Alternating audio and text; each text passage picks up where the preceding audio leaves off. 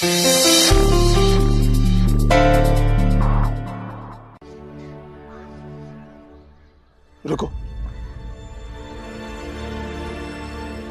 मैं सारा सामान लेकर आता हूं, क्योंकि इस घर में अब तुम कभी नहीं जाओगे।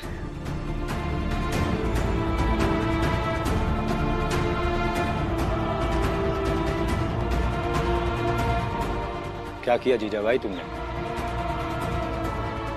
तुम्हें पता है राम जी ये शादी कभी नहीं करना चाहता था, लेकिन हमने जिद करके ये शादी कराई और तुमने हमें ही गुनहगार साबित कर दिया।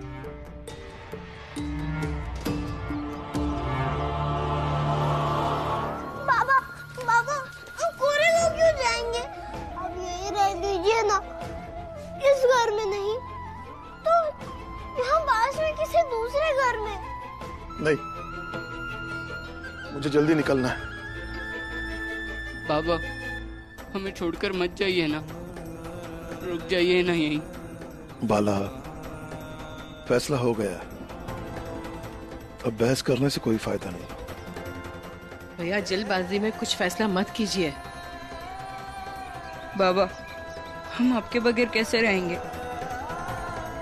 सब लोग साथ में रहना, रह लोगे। बाबा हम आपके बगैर नहीं रह पाएंगे। हाँ बाबा, मत जाइए ना, अब तो आई भी नहीं है, हम आपके बिना नहीं रह पाएंगे।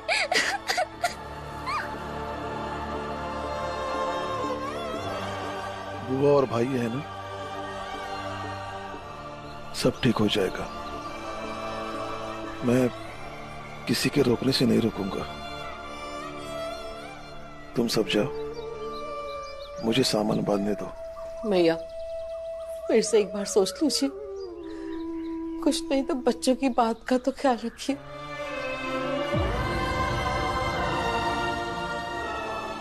सोच लिया, इन बच्चों के लिए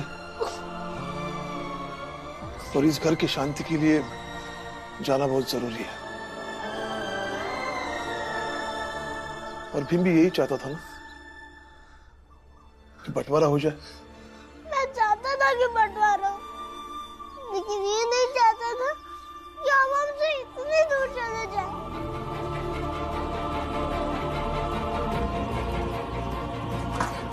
बाबा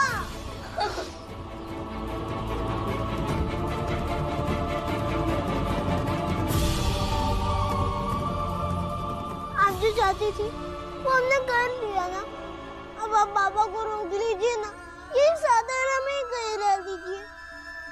कभी बाबा से मिलने का मन करेगा तो कैसे मिलेंगे हम?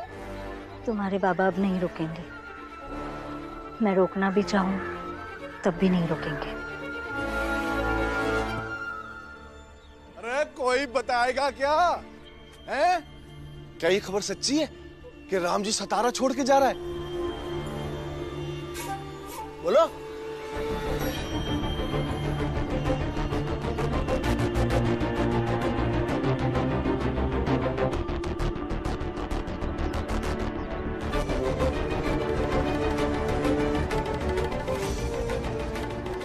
हाँ सच,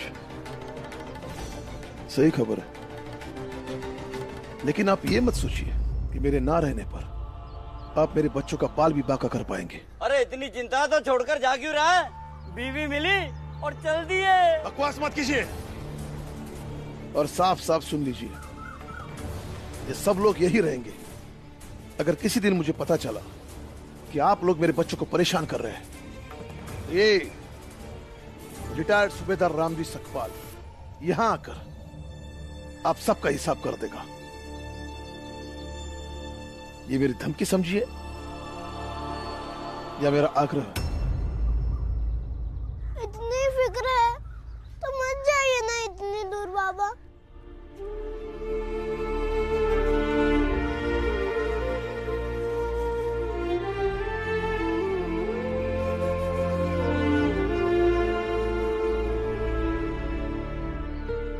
जाना पड़ेगा भीम। राम जी, एक बार और सोच लो। रामजी भाऊ, एक बार ठंडे दिमाग से अपने इस फैसले पे दोबारा विचार कर लो।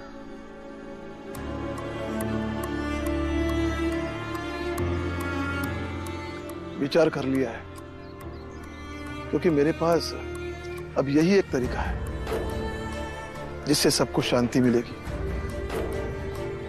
सब आराम से रह पाएंगे।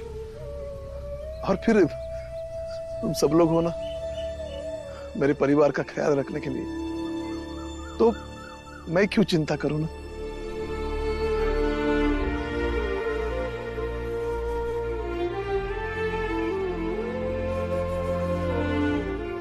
बेटा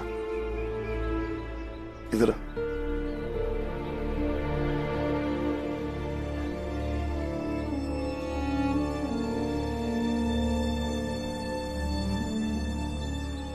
भीम बेटा, तू इतना समझदार है, फिर भी कभी कभी ना समझ जैसी बातें करता रहता है।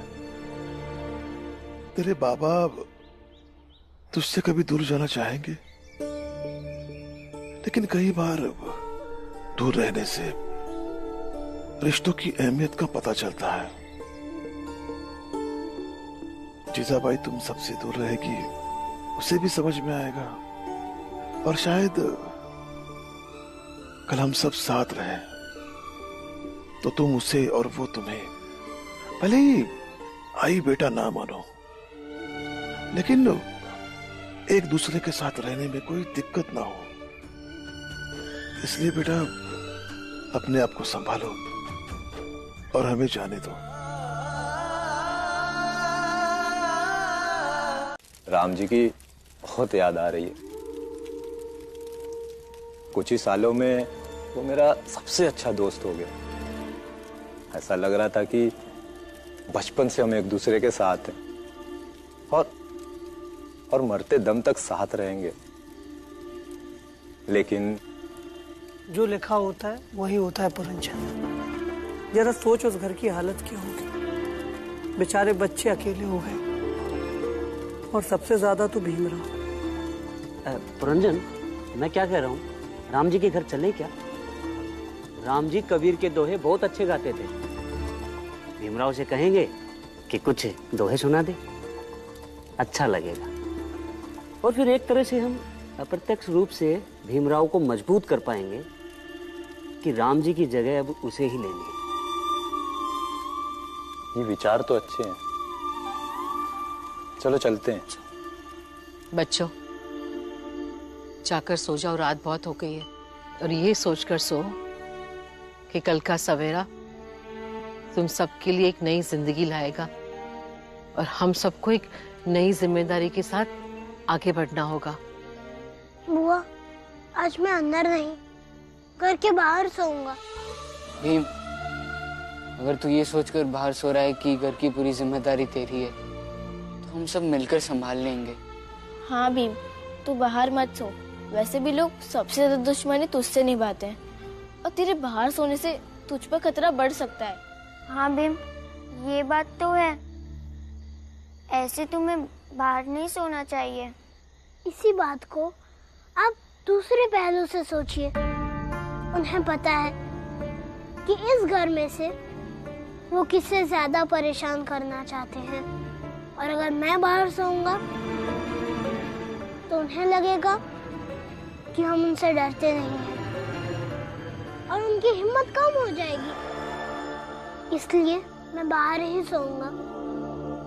और जीत और हार में हिम्मत का ही फर्क होता है। बिल्कुल सही बात है।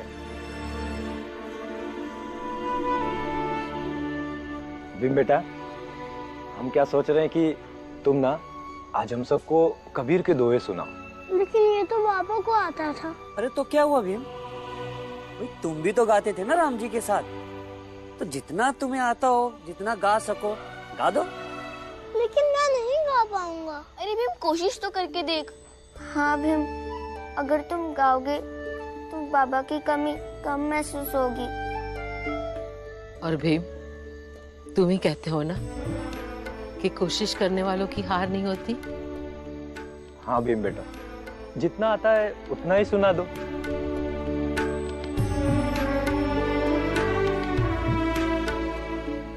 बाबा आशीर्वाद देना कि मैं वो काम करने जा रहा हूँ जो आप किया करते थे।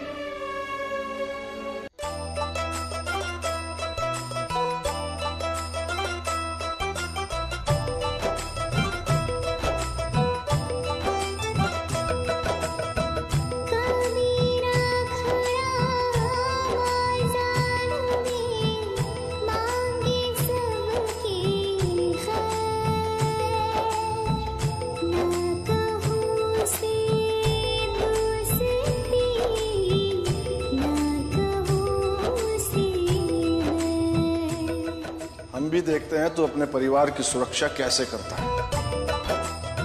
तुम और तुम्हारा परिवार जो धीरे धीरे नाश की तरफ बढ़ रहा है, खत्म हो जाएगा, पता भी नहीं चलेगा।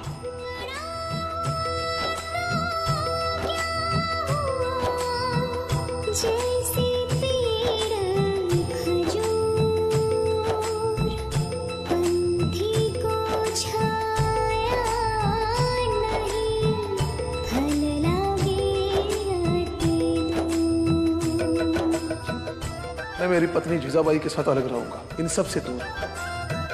मैं किसी के रोकने से नहीं रुकूंगा। हम भीम और पुरंजन की बातों से सहमत नहीं हैं। हम जैसे अपनी जिंदगी जीते आए हैं वैसे ही जिएंगे।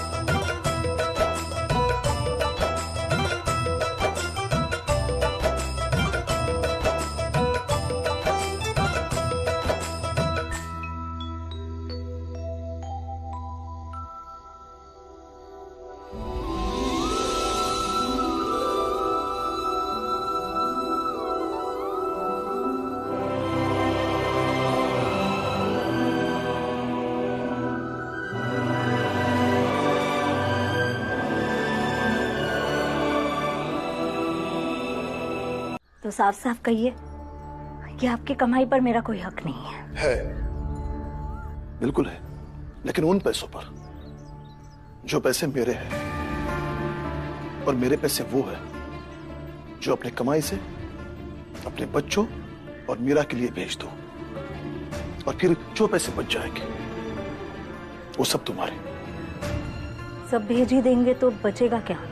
देखो जीजाबाई, अब जो है सो है। अब आ गई हो ना उस घर से, तुम्हारा पति तुम्हारे सामने है, ये तुम्हारा घर है।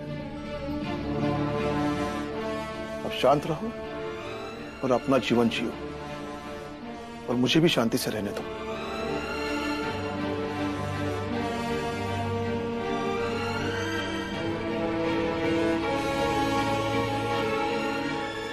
इस बार भेज दीजिए पैसे। अगली बार ये भी बंद ना करवा दिया तो मेरा नाम जीजाबाई नहीं।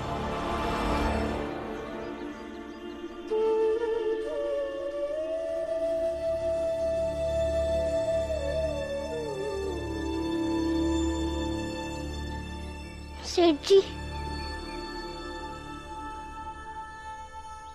बाद में आओ, हिसाब बाद में कर लेंगे। नहीं सेठ जी, मैं आपको हिसाब देने नहीं बल्कि कुछ कहने आया हूँ। आप अपने बेटे से इतना डरते क्यों हैं? क्योंकि वो सुनता नहीं है, हरदम पैसे मांगते रहता है, और अगर ना दूं तो जान देने की धमकी देता है। मरने से अच्छा है अपने हिसाब से जिए। लेकिन ये हिसाब सही नहीं है, और जब हिसाब सही ना हो तो वो जीवन सही और उचित नहीं होता है। इसलिए आपको हिम्मत दिखानी होगी, क्योंकि बाबा कहते हैं कि अनुशासन की स्थिति बस तब बन सकती है जब जिम्मेदार लोग अपनी जिम्मेदारी निभाएं। मतलब ये कि आपको उन्हें डर से निकलकर एहसास दिलाना होगा कि वो आपके पुत्र हैं और आप उनके पिता।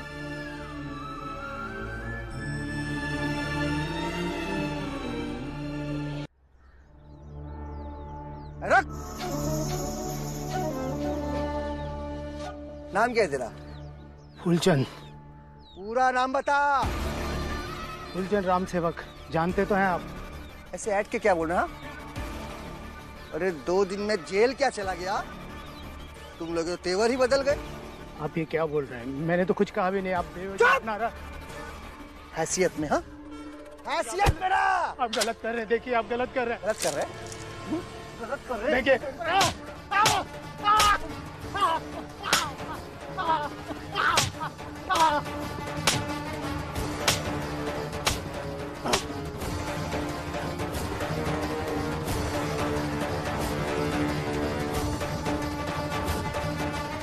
और ये बस तब हो सकता है जब आप जानते हुए उन्हें पैसा नहीं देंगे कि वो उस पैसे का क्या करते हैं। पर बेटा ये सब कैसे करेंगे? सबसे पहले तो आप ये कीजिए कि उनसे कहिए कि अगर पैसे चाहिए तो दिन भर आपके कारखाने में काम करे।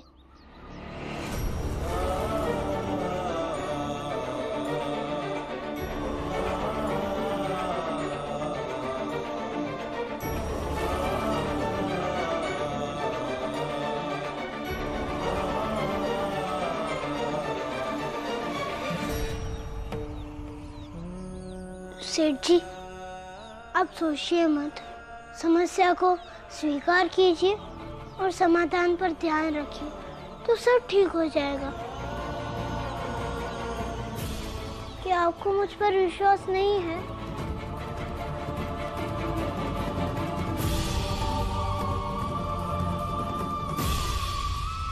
तुम बिल्कुल अपने बाबा पर गए हो। वो भी ऐसे ही बात करते थे। वही तेवर, वही आत्मविश्वास। बिल्कुल सही कहा सेठ जी आपने। हमें भी भीम हमारे बाबा की तरह ही लगता है। और आप निश्चिंत होकर उस रास्ते पर चलिए, अंत में आप ही की जीत होगी और मैं भी आपके साथ हूँ।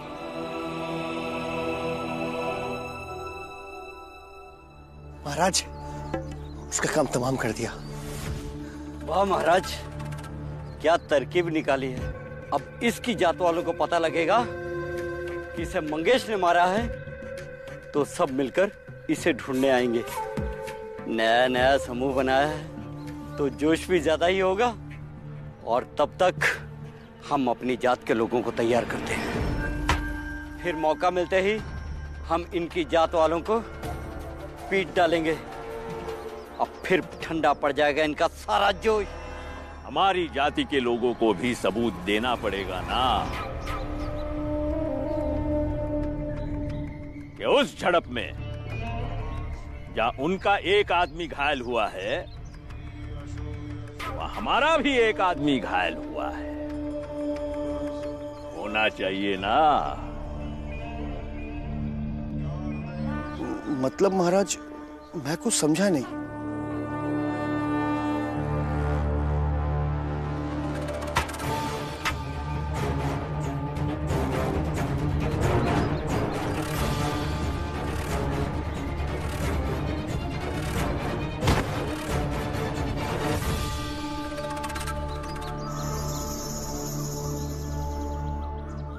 भीमराव, अब शुरू होगी जातिगत लड़ाई और इस जातिगत लड़ाई से समाज बटेगा। जातियों में दूरियां और बढ़ेगी और यही बढ़ती हुई दूरियां तुम सबके लिए और मुश्किलें पैदा करेंगी। संभाल लो इसे। अगर संभाल सकते हो तो हम भी देखे जरा ये कल का लड़का जो नायक बनने निकला है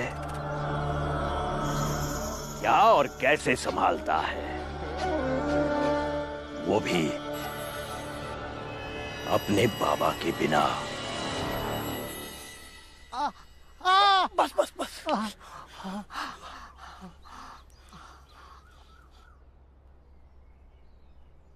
अब तो वही होगा जो तय हुआ था।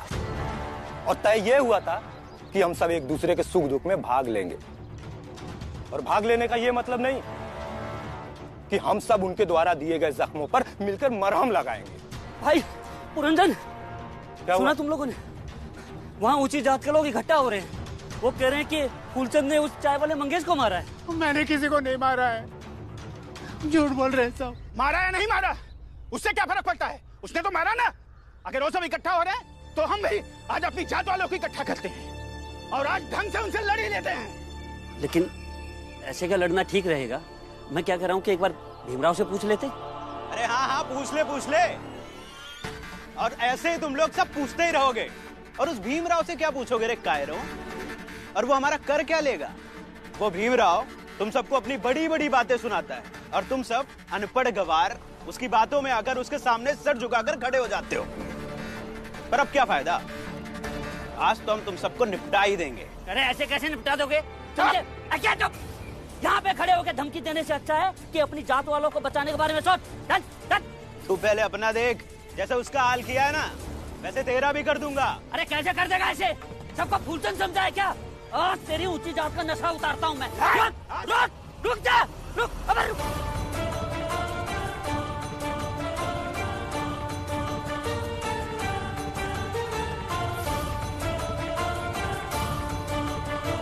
राजा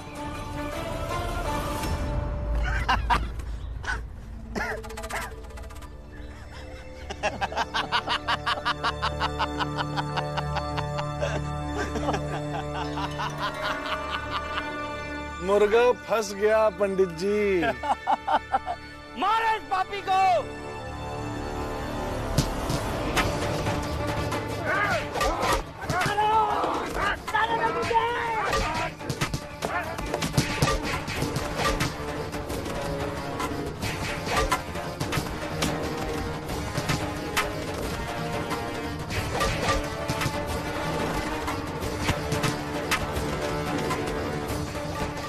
अभी तो इस चिंगारी से आग लगनी शुरू ही हुई है भीमराव। आगे देखो अब क्या क्या चलता है और तुम क्या क्या बचा पाते हो। भीमराव, आवेश मनुष्य का सबसे बड़ा दुश्मन है। भविष्य में तुम्हें अपने आवेश पे काबू रखना होगा। सामने वाला तुम्हें कितना भी उकसाने की कोशिश करे, तुम्हें वही कहना है जो उचित हो, वही करना है जो तुम करना चाहते हो। तो गुरुजी, महाराज का सातारा छोड़कर जाना नामुमकिन है? आनंद, मैंने ऐसा तो नहीं कहा। तो मुझे क्या करना चाहिए गुरुजी? भीमराव, एक ही उद्देश्य के साथ शुरू किए गए कार्यों की सफलता में फर्क हो सकता है। फर्क डालती है नियत। इसलिए हमारी नियत हमेशा सही होनी चाहिए। ध्यान रहे, ये बात बहुत ही महत्वपूर्ण है। जो हम झाड़ू लगाते हैं वो सफाई करने के लिए लगाते हैं या कचरा हटाने के लिए लगाते हैं? तो मेरी बात समझ रहे हो भीमराव? मुझसे गलती हो गई। महाराज जैसे पाखंडी लोगों का अतीत बहुत ही विवादास्पद होता है। समाज को समझाने के लिए उनका अतीत सबसे बड़ा उदाहरण है। महाराज सतारा तभी छोड़ेगा जब गांव के लोग उसे अस्वीकार कर देंगे। इसलिए महाराज को यहां से निकालने के बजाय तुम्हारी कोशिश गांव वालों को यह समझाने की होनी चाहिए जिसे आप लोग महाराज समझते हैं वो इस पद के लायक नहीं है, और वो भी प्रमाण के साथ। फिर वैसा ही होगा गुरुजी। मैं महाराज की स्वीकारता को ही समाप्त कर दूंगा और इसके लिए मुझे जो भी करना होगा मैं करूंगा। स्वीकार्यता बढ़ानी होगी लोगों में। जब तक हमारी स्वीकार्यता होगी तब तक कोई भी हमारा कुछ भी नहीं बिगाड़ सकता। किंतु इसके लिए करना क्या चाहिए हमें? दे दे, प्रभु के नाम पे दे दे। कोई तो दे दे, प्रभु के नाम पे दे दे। सबसे ज्यादा जो जरूरतमंद हो उसकी मदद करो तो वो ज्यादा जोर से गुणगान करता है। रुक जाओ, इधर आओ। डरो नहीं, आओ इधर।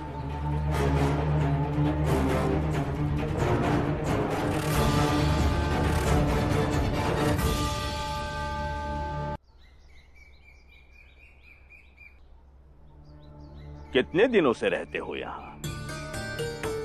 यही कोई महाराज 13-14 साल से। तब तो सब तुम्हें जानते होंगे। जानते तो सब है महाराज। जिन्होंने भीख दी वो लोग भी जानते हैं, और जिन्होंने भीख के बदले तिरस्कार किया, गालियां दी, वो लोग भी जानते हैं। कैसा लगता है ये ऐसा जीवन पाकर?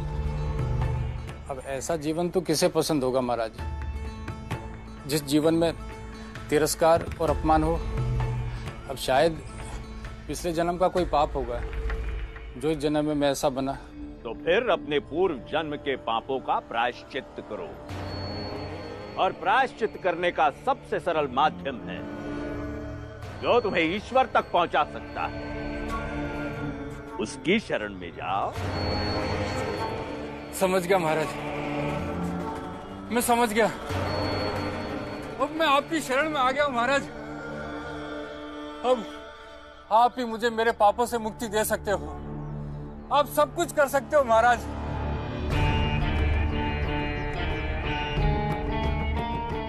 ये हो महाराज की, मुझे बताओ महाराज मैं क्या करूं महाराज? कल्याण हो तुम्हारा। उठो उठो, कुछ अच्छे कपड़े पहनो। आज से तुम्हारे सारे कष्ट दूर हो जाएंगे। महाराज की जय हो। मुझे तो हथियार मिल गया उस भीमराव के खिलाफ लड़ाई का। भीमराव, अब तुम अपनी तैयारी करो। कहने दीजिए छोटे मालिक, क्या कर रहे हैं आप? कहने दीजिए छोटे मालिक, कीजिए सब। छोटे मालिक बात कीजिए। छोटे मालिक। बाबा, आप तो मुझे अच्छी तरह जानते हैं ना कि मैं कितना जिद्दी हूँ, और मेरी मौत के जिम्मेदार आप होंगे। जाने दीजिए ना सेठ जी, बच्चा है, पैसे दे दीजिए। ये क्या कर रहे हैं आप? ये सब मत कीजिए, मत कीजिए ये सब। वो बाबा है आपके। कोई मेरे पास ना है, आज किस्सा खत्म हो जाएगा।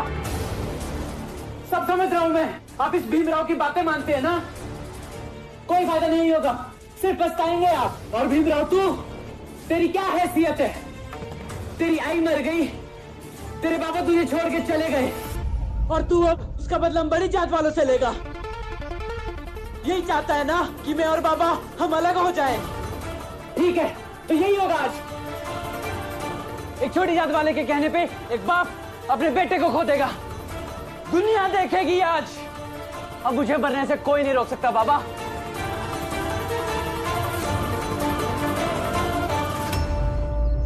भीम, ये पागल क्या कर रहा है? अगर इसने खुद को लटका लिया तो इसका दोषी तू होगा, इसका हत्यारा तू होगा, क्योंकि तूने ही सेठ जी को मना किया था।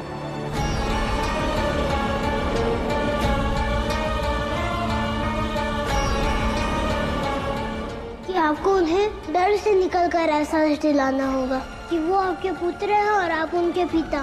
दे दीजिए पैसे, नहीं तो देख लीजिए, ज्यादा वक्त नहीं है मेरे पास। भीम, रोक इसे। अभी इनकी सुनते रहिए, मैं तो चला।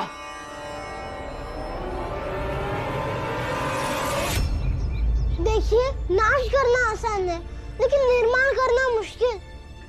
ज्ञान मत दे तू। अब चाहे तुम जो कर लो, मैं एक पैसा नहीं दूंगा। इसी के कहने से ना तो मैं अब नहीं मरूंगा, पहले सब खत्म करूंगा, फिर सृजन करने में बहादुरी है, खत्म करने में नहीं। दूर रहो मेरे भाई से। आनंद भैया, इन्हें जो करना है इन्हें करने दीजिए। क्या करेंगे आप? मुझे धक्का देकर गिराएंगे? मैं फिर उठ जाऊंगा, फिर धक्का देंगे, फिर उठ जाऊंगा। तब तक उठता रहूंगा जब तक मेरी जान न चली जाए। और अगर मैं मर गया तो आप गुनहगार होंगे।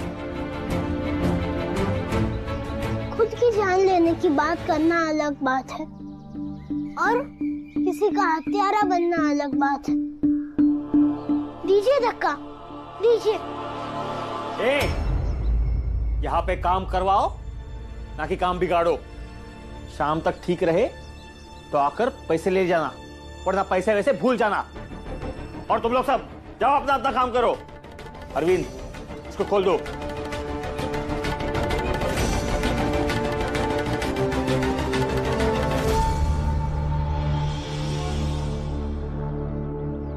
छोटे मालिक, ये वही भीमराव है जो सेठ जी को मना करता है, सेठ जी को भड़काता है, वरना सेठ जी तो आपको पैसे दे ही देते हैं। जब से आया है कुछ ना कुछ काम में दखल देता ही है। और आपके बाबा इसकी बात कुछ ज्यादा ही मानते हैं।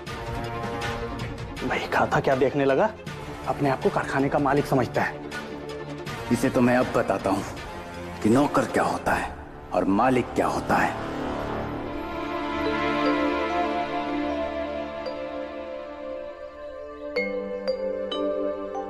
राम जी, ये मेरा बेटा है, आज से ये भी यहाँ काम करेगा।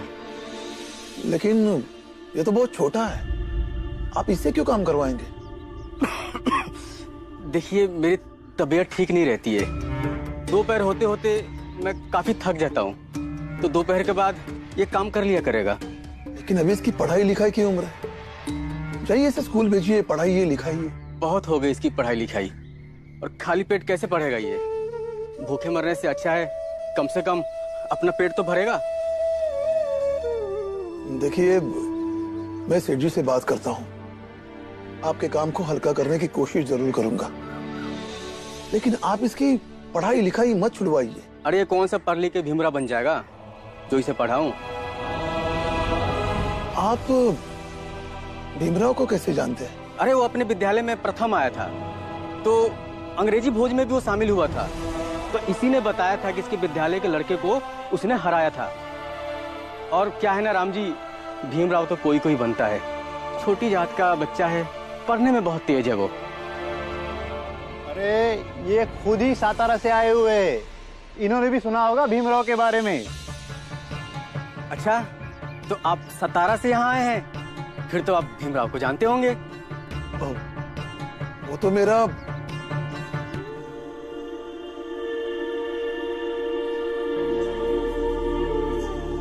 एक बात का ध्यान रखें, यहाँ पर कभी किसी को अपनी जात मत बताना।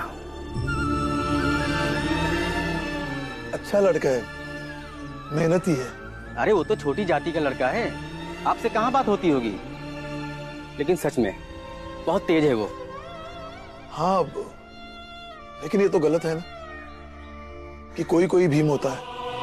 मजाक बना रहे हैं हमारी बेबसी का। जब आदमी अपनी औकात से बढ़कर सोचेगा ना भीम, तो मजाक ही बन जाता है।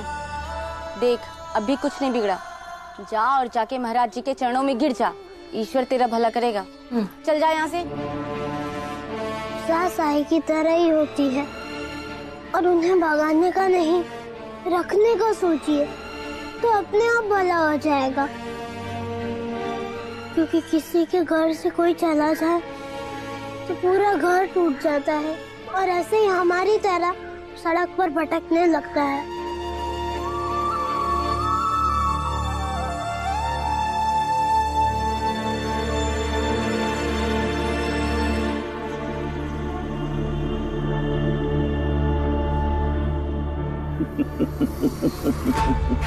कहा तुम हमें इस गांव से बाहर निकालने की बात कर रहे थे, और अब तुम खुद पूरे गांव में घूम रहे हो, काम ढूंढ रहे हो। महाराज, ढूंढ तो आप भी रहे हैं। आप अपने लिए भक्त ढूंढ रहे हैं जो आंखें बंद करके आपका जय जयकार करे।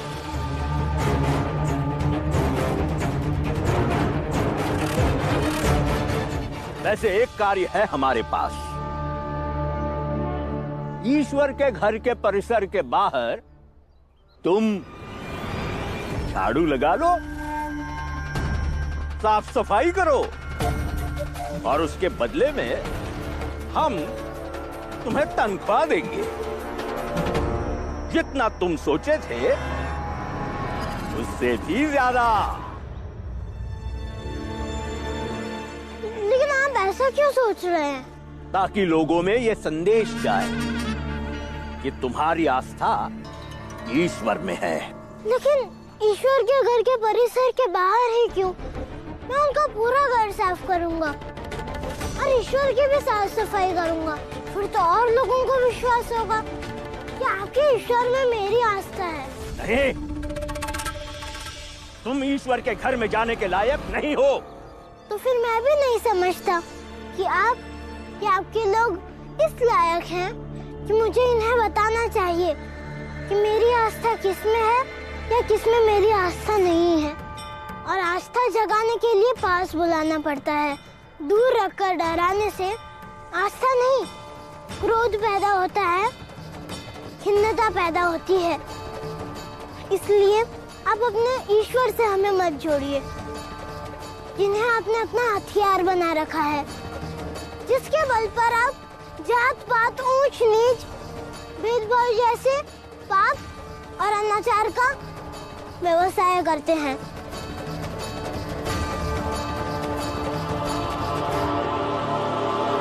हम भी तुम्हें एक किस्सा सुनाते हैं। हमारे जीवन के सफर में एक कस्बे में हमने चंद दिन गुजारे थे। वहां एक नदी थी और बारिश के दिनों में वहां बहुत पानी हो जाता था और पानी का प्रवाह भी बहुत तेज होता था। उसी दौरान वहां एक सेठ आता था, बहुत अमीर, अपने परिवार के साथ छुट्टियां मनाने। इनाम रखता था जो तैराक उस पानी के प्रवाह के विपरीत तैर कर जाए उसे 200 स्वर्ण मुद्राएं देगा। बहुत सारे मूर्ख तैराक सेठ की शर्त को मानकर उस पानी के प्रवाह में डूब के मर जाते थे। जब हम तुम्हें देखते हैं ना, तब हमें उन मूर्ख तैराकों की याद आती है जो उस सेठ की शर्त को मानकर पानी में डूबकर मर गए। और वो सेठ जिसके चक्कर में आकर वो तैराक मर गए, या तो तुम्हारा बाप होगा या तुम्हारे वो गुरुजी, जिन्होंने कैसी कैसी बातें, कैसे कैसे विचार भर दिए तुम्हारे मन में।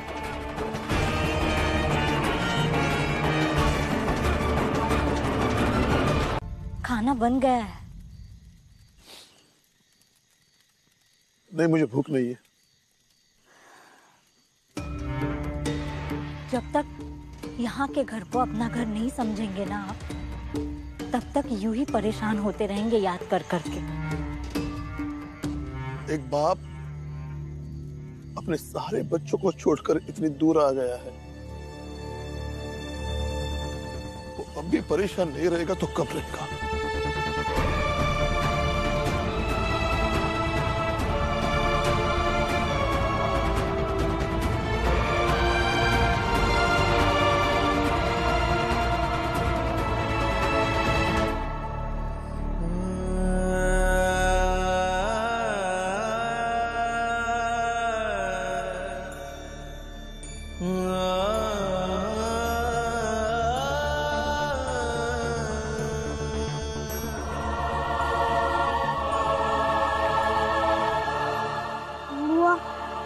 रसोई में कुछ है?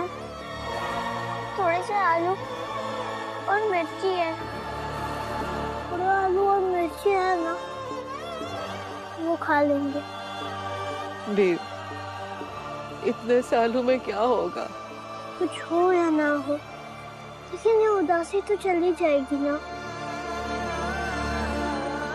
मंजुला दीदी, तुलसा दीदी, हम आलू का भरता बनाएंगे, बहुत तीखा, और जब तीखा लगेगा तो पानी पिएंगे, तो पानी से ही पेट भर जाएगा।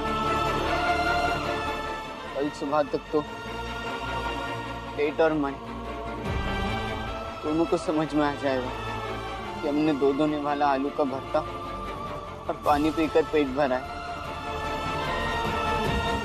सुबह का सुबह देख लेंगे। चल भी।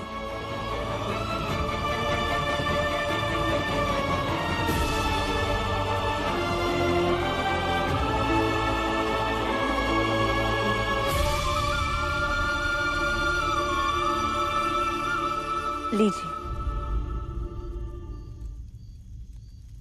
आज सब कुछ आपकी पसंद का बनाया है।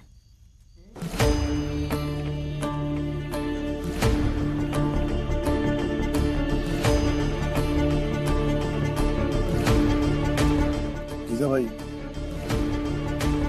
इतना खाना नहीं भी होता, इतना छोड़ो, अगर भरपेट खाना नहीं होता,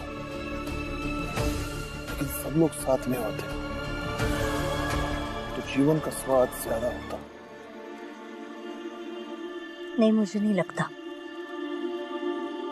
हाँ, मुझे ये जरूर लगता है कि आपको जीवन नए तरीके से शुरू करना चाहिए। तुम नहीं समझोगे जीजा भाई, वो लोग बड़े जादूगर होते हैं जो कम खाना खाकर भी जिंदगी में खुशी और सुकून का जादू भर लिया करते हैं।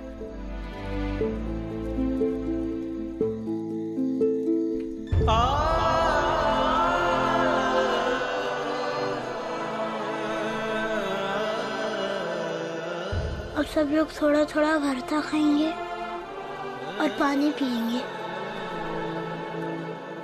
खा लीजिए। नहीं जीजा भाई, मेरा मन नहीं खाने का, बस मन हो रहा है आलू का भरता खाकर थोड़ा पानी पी लो। कबीर ना जरी कूड़े के बनहार, हल्के हल्के तिरी गए बूढ़े तिनी सरभार,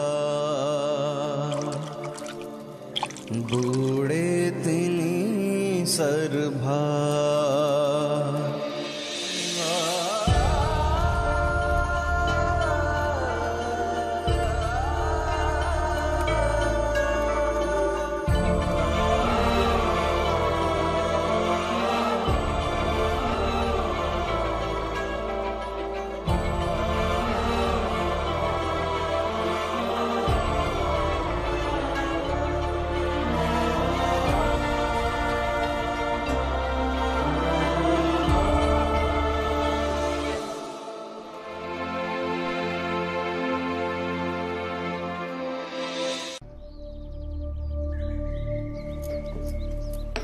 मुझे संतान चाहिए। कमी किस में है, कुछ पता है? पति पत्नी वाला कोई संबंध ही नहीं है और ना ही होने की कोई संभावना। तो इसमें मैं क्या मदद कर सकती हूँ?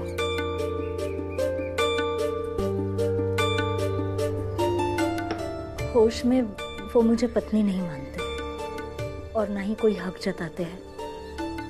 किसी दवाई से अगर ये होश की दीवार टूट जाती, बस। ठीक है, रुको, मैं बनाती हूँ।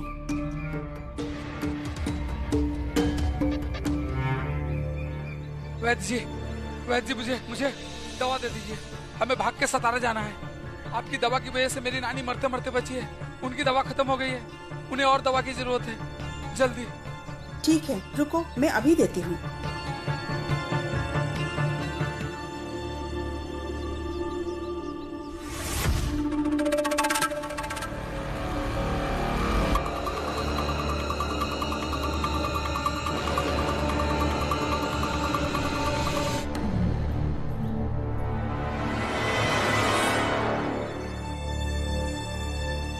जी, आप सतारा जाने वाले हैं? हाँ। मेरा एक छोटा सा काम कर देंगे? हाँ जी, बोलिए। सातारा में रहने वाले सकपाल परिवार में भीमराव तक मेरा एक संदेश पहुंचा देंगे? सकपाल? जी, छोटी जात वाले हैं, लेकिन आप घर के अंदर मत जाइएगा। भीमराव को बाहर बुलाकर मेरा संदेश पहुंचा दीजिए बस। हाँ ठीक है, लेकिन कहना क्या है? जी, उससे कहना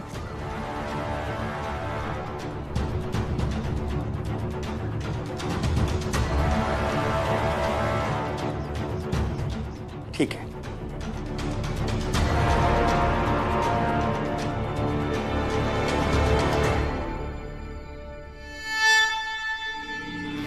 देख, ऐसा है, चाहे पुरंजन पूछे या कोई भी, चाहे कोई डराए या धमकाए, किसी से मत कहना कि पैसे हमने लूटे, वरना मैं तुझे जान से मार दूंगा। मैंने तो आपसे पहले ही कहा था कि इस झंझट में मत पड़िए, लेकिन तब सेठ जी, ऐसे लोगों का मुंह बंद रखने के लिए इनके झोले में कुछ पैसे डालने पड़ते हैं। कुछ पैसे डाल दीजिए इसके झोले में, इसका मुंह बंद हो जाएगा। लेकिन मैं पैसे क्यों खर्च करूं? सेठ जी, आपके पास पैसों की कमी है क्या? सेठ जी, सोच क्या रहे हैं? कुछ पैसे दे दीजिए, तभी तो ये पुरंजन और बाकी के लोगों का नौटंकी झेल पाएगा। दे दीजिए।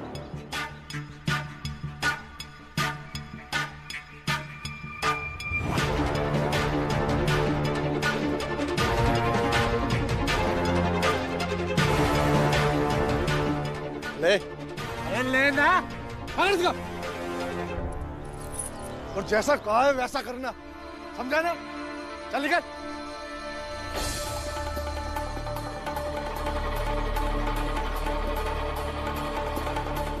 ये गलत है मंगेश, बार बार मैं अपने पैसे खर्च नहीं करूंगा। फिर कैसे रक्षा करोगे अपने धर्म की?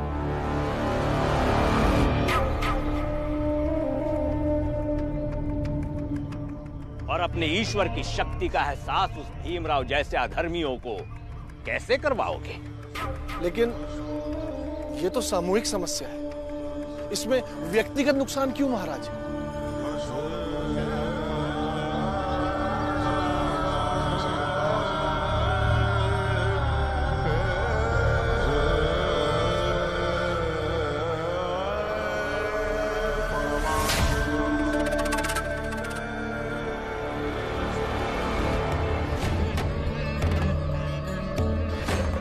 सामाजिक मसला है ये। यहाँ व्यक्तिगत जैसे शब्द कहां से आ गए? और याद रहे, धन खर्च करने का सबसे शुभ मार्ग होता है धर्म। और यदि तुम्हें इससे कोई भी तकलीफ है तो तुम हमें छोड़कर जा सकते हो।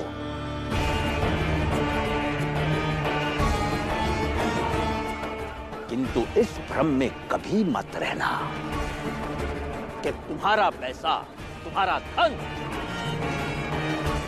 हमारा धर्म बचाएगा। महाराज, आप कैसी बातें कर रहे हैं? सेठ जी तो सोच भी नहीं सकते आपके शरण को छोड़कर जाने के लिए। तो फिर सोच लो।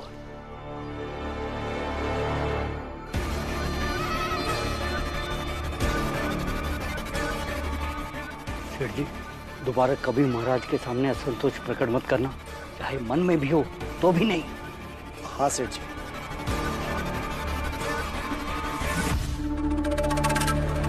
महाराज जैसे लोग ईश्वर बनने के चक्कर में इंसान भी नहीं रह पाते हैं। मानवीय संवेदनाओं से इतने दूर हो जाते हैं कि उनका खुद का पत्थर का मंदिर बनाना उन्हें उचित लगता है। वो ये भूल जाते हैं कि ईश्वर वो है जिसमें करुणा है, दया है, भावना है, जो लोगों के दिलों में वास करता है। ईश्वर वो नहीं है जो पत्थर की तरह एक जगह बैठ जाए और लोग उसकी जय जयकार करते रहें। प्रभु ने हमें तुम लोगों के कल्याण के लिए भेजा है। इसलिए हमारी आज्ञा का पालन हो। सर्वज्ञ महाराज की जय। सर्वज्ञ महाराज महाप्रभु की जय। लेकिन गुरुजी, मनुष्य ईश्वर बनना ही क्यों चाहता है, जबकि सब समझते हैं कि मृत्यु अंतिम सत्य है और मनुष्य को एक ना एक दिन तो मरना ही है, जबकि आप कहते हैं कि ईश्वर अमर है, ना तो वो पैदा होता है और ना ही वो मरता है। इंसान की महत्वाकांक्षाएं उसे ये सब कराती हैं। संसार में उत्थान और पतन दोनों का बीज यही है। जब तक मनुष्य मनुष्यता की सीमा में रहकर खुद का विकास करता है, तब तक विकास है। जैसे वो उसकी सीमा को लांघकर एक नई सीमा बनाने का प्रयास करता है, वहीं से उसका विनाश शुरू हो जाता है। फिर गुरुजी, मनुष्यता की सीमा को तोड़ने के लिए महत्वाकांक्षा हमें ताकत कहाँ से आती है? अहंकार। भीमराव, कल को तुम बड़े होगे, हो सकता है आगे चलकर तुम बड़े बड़े काम करो। उस काम की तुम्हें खुशी होगी और खुशी के साथ साथ गर्व भी होगा।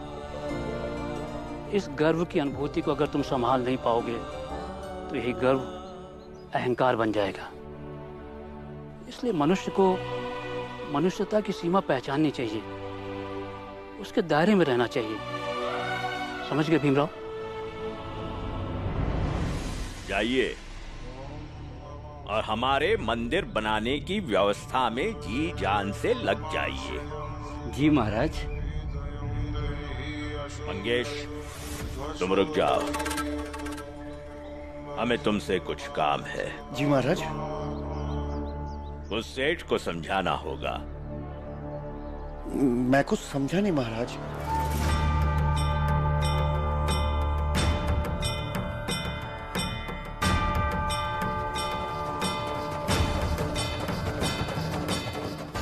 हम भी समझते हैं कि सेठ तुम्हारा बहुत सालों से दोस्त है। ये समय चुनाव करने का है, दोस्ती और धर्म। बाकी फैसला तुम्हारा। महाराज, मेरे लिए धर्म से बड़ा कुछ भी नहीं, और धर्म की रक्षा के लिए मैं वो सब करूंगा सेठ जी के संग जो आपने मुझे कहा है। फिर चाहे सेठ जी के साथ मेरा रिश्ता रहे या ना रहे।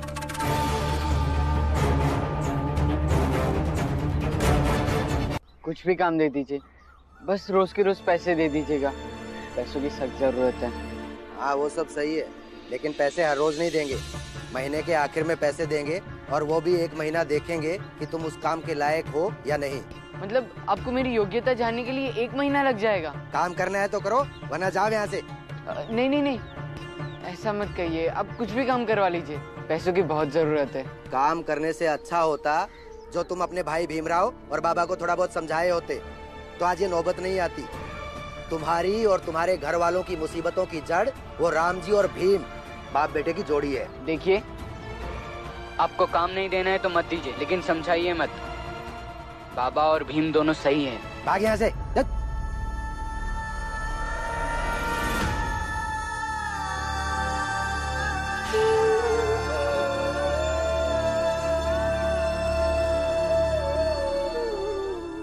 बाला, इधर आ।